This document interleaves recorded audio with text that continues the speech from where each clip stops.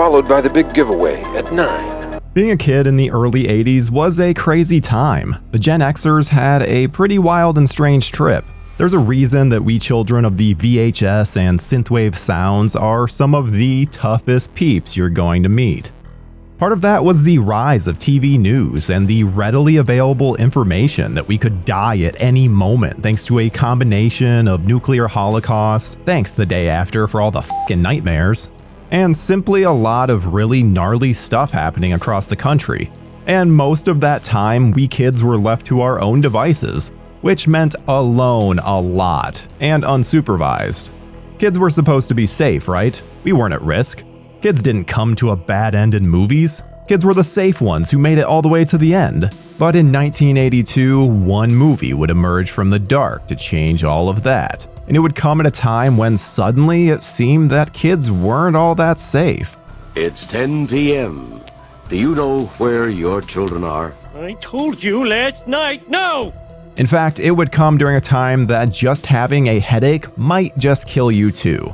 We were heading to Santa Mira, a quiet little town where nothing bad could ever happen, to peel the mask away and show the guts of what many call the bastard stepchild of Halloween. The movie that makes Joe Bob Briggs rant and rave, even more than usual. I've got problems with this flick. So prepare for that song to get stuck in your head as we stare into the screen of Halloween 3, Season of the Witch. Stop it!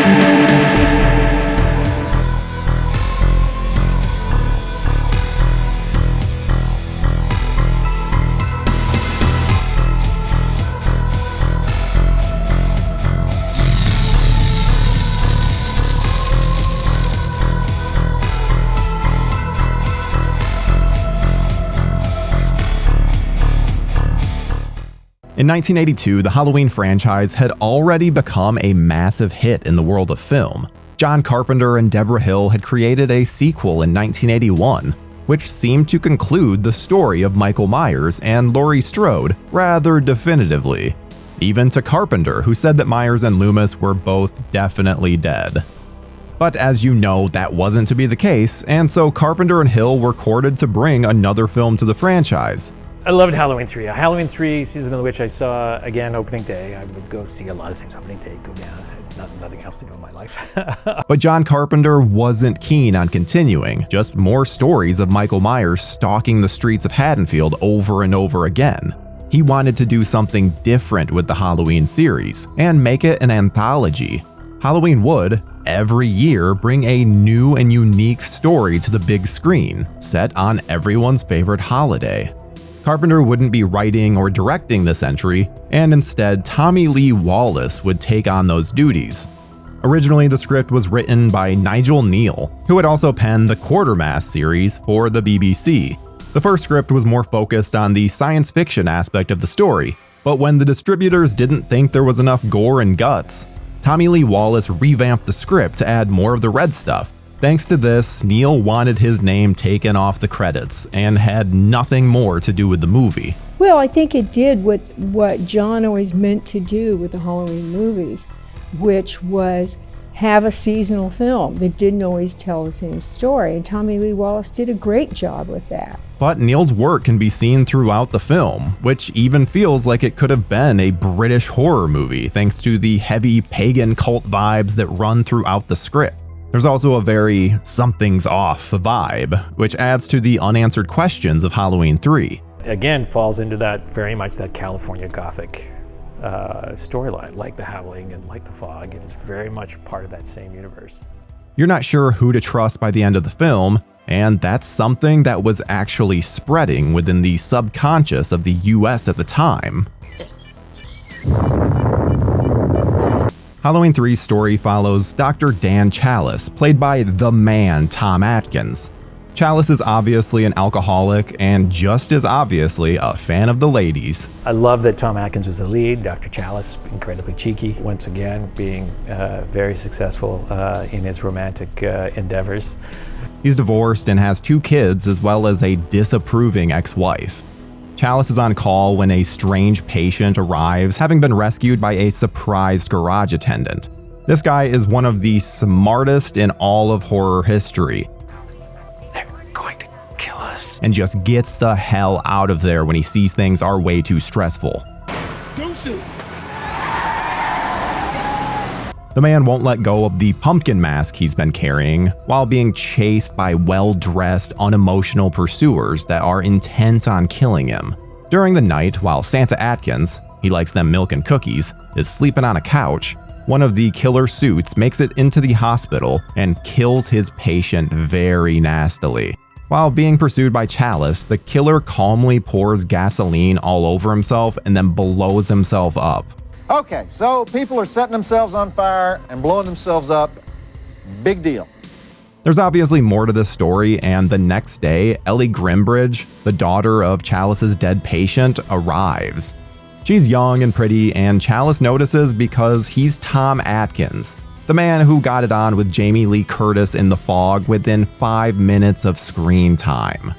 Ellie and Dan head to the place her father had been investigating and go to Santa Mira, the home of Silver Shamrock Novelties, the company who makes the 3 most popular Halloween masks in the country, and with the catchiest theme music ever for their commercials.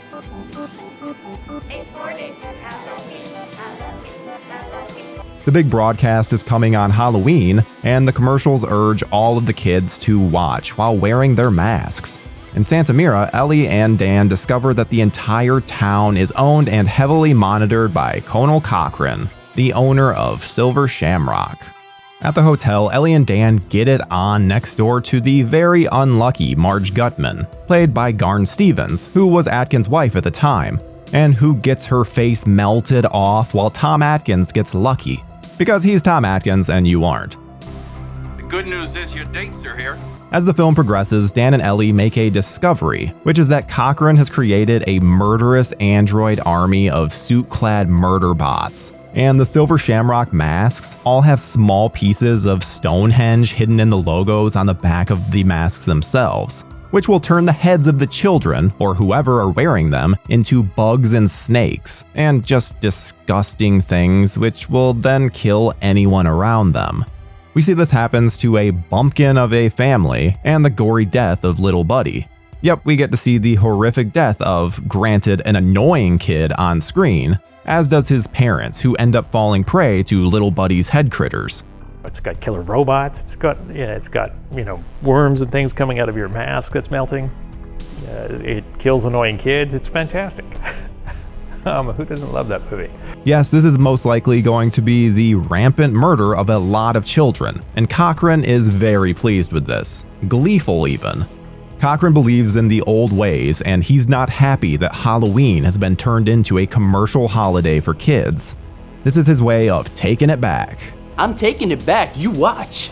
His plan is to sacrifice all the children in celebration of Samhain, as he's actually a witch, or a warlock depending on your point of view. Challis gets free from his bonds and manages to kill everyone in the factory, including Cochran, by using multiple Silver Shamrock medallions onto the work floor and turning on the commercial. And now for the conclusion of Halloween 3, the one that has no Jamie Lee Curtis, no Donald Pleasance, and worst of all, no Michael Myers, but we do have exploding Halloween masks. That's what we've got here. After a surprise attack by the now robot Ellie, Challis tries desperately to call all of the TV stations in the area to turn off the commercial. Remember, he's got kids who will be wearing those masks and watching this too. In perhaps one of the most shocking twists to come out of a Halloween film, other than no Michael Myers, which, give me a moment, we'll come back to this, Challis doesn't succeed. In a nod to Invasion of the Body Snatchers, there's a few in this film, Challis is unable to stop the third and final station from showing the commercial, and the last shot is of him screaming into the phone. Damn it!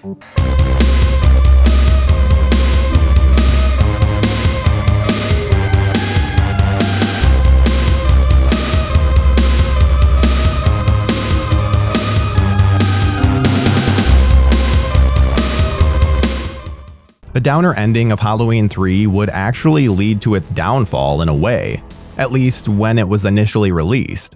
The studio didn't like it and wanted to change the film. Carpenter and Wallace spoke about this, and Carpenter had told him that it was his movie, and if he wanted that ending, then tell them he was keeping it. Wallace stood by the story, and the studio tossed the movie out on screens with little to no support or advertising. This also most likely fed the rampant anger by Halloween fans when they went to the film expecting Michael Myers and instead getting an entirely new story. People expect something, they get pissed off. It's like, I call it the fascism of the fandom. Halloween 3 has over the years become a cult classic, with some fans actually loving it more than the Michael Myers story. It's unique in a lot of ways and is a product of the time that it was released in. As a kid growing up during that time, it fed into a lot of the real-life horrors that we were seeing on the 5 o'clock news.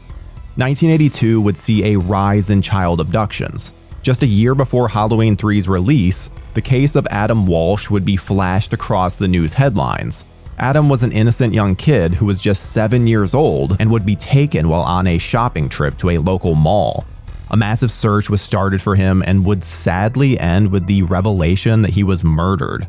John Walsh, his father, would go on to become a major force in crime and fugitive hunting thanks to America's Most Wanted.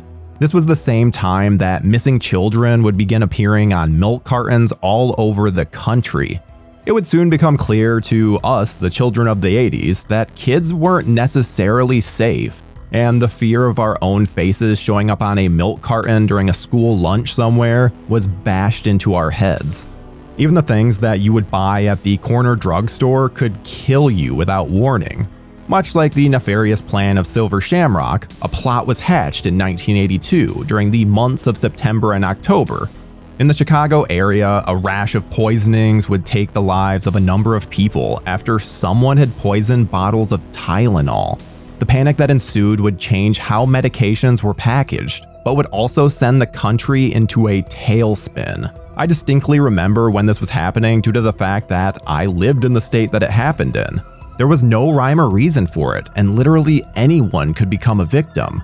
Again, even a kid. I mean, who hadn't taken Tylenol? That year, just as Halloween 3 was hitting screens, there were children being told that they couldn't go trick-or-treating due to the fact that someone might even try to poison the Halloween candy.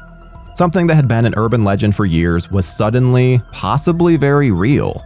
Halloween's plotline of someone using the holiday as a way to kill a lot of random people with something hidden inside a completely harmless object was even more unnerving. What's even scarier is the person responsible for this was never arrested or found.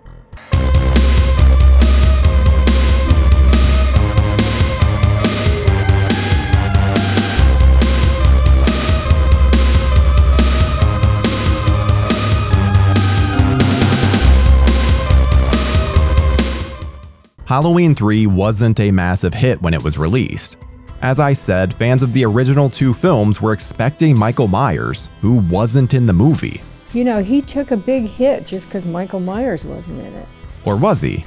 Actually, kids, there was a surprising amount of Michael Myers in Halloween 3 if you know where to look. Dick Warlock, the most badass name I think I've ever heard in my entire life, played Michael Myers in Halloween 2, and was one of the killer robots in this film.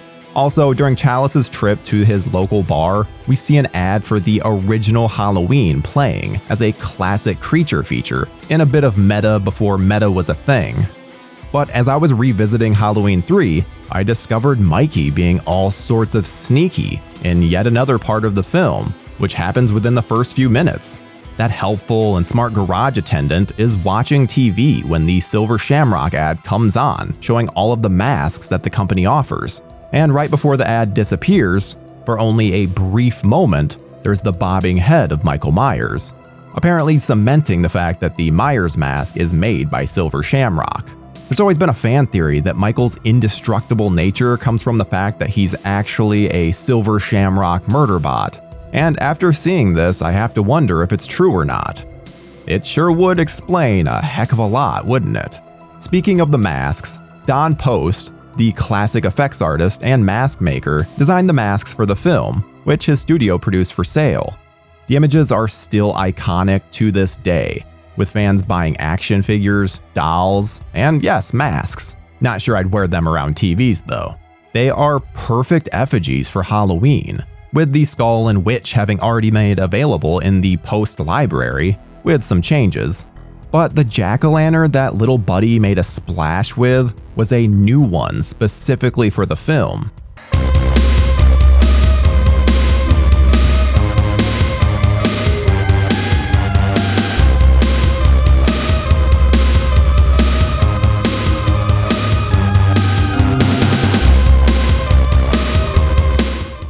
So let's talk about our hero and villain, Tom motherfucking Atkins. I know that's not your middle name. I mean, I use that term only because everyone knows that if you say an unkind word about Halloween 3, Tom Atkins boinks your mom while stealing all your beer. Atkins is the imperfect hero in this film. We've already covered the fact that Dr. Challis is an alcoholic who also is obviously a ladies' man. But he's trying to do something meaningful when he sees this threat. And even though he's in over his head, and probably a little hungover, he gives it his all. Atkins really embraced the horror genre and loves playing the hero in these movies. Yeah. It's rare when you find horror heroes who manage to hit with the fans as hard as Atkins, especially the ladies. I mean, just ask Darcy the Mail Girl. I always wanted him to be in a movie with Bruce Campbell where they were father and son, but the world may just never be ready for that kind of glory. It's Miller time. Dan O'Harely, who played the cold as ice Connell Cochran, would have a renaissance within the 80s. He had a massive career already, but we kids would know him from 3 major roles. The old man would head up OCP and befriend Alex Murphy, aka RoboCop, and then there's of course Grig, the best goddamn wingman ever in The Last Starfighter. Cochran is probably one of my top villains in horror, and this was thanks to that chilling, classy, and sinister performance by the very Irish actor speaking poetically about the reason he was carrying out his plan. But it was a great Halloween story that wasn't a Michael Myers story, but it was a great story about Halloween, like rooted in the mythology of Halloween. The villain's agenda is a great agenda.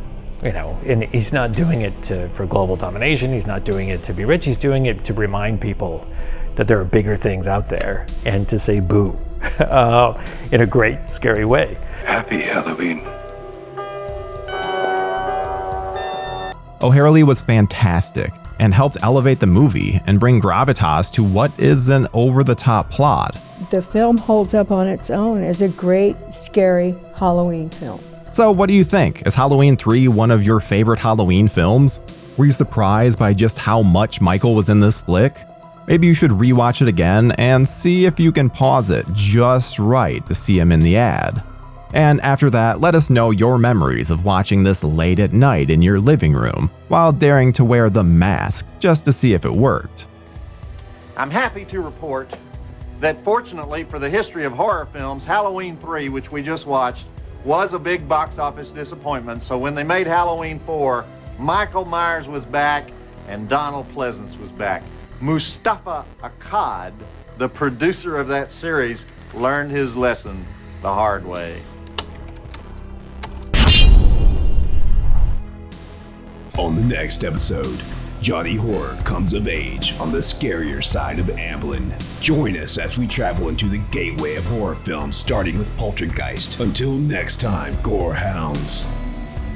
They're here.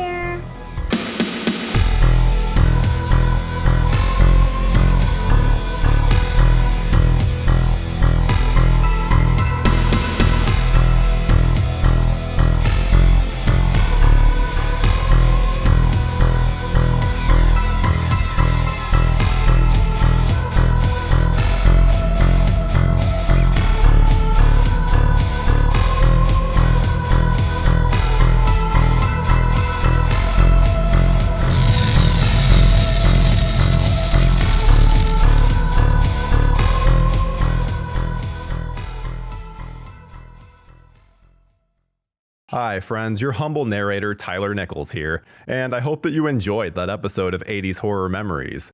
If you missed our previous episode, click over here. If you want to see more from our series, click up here.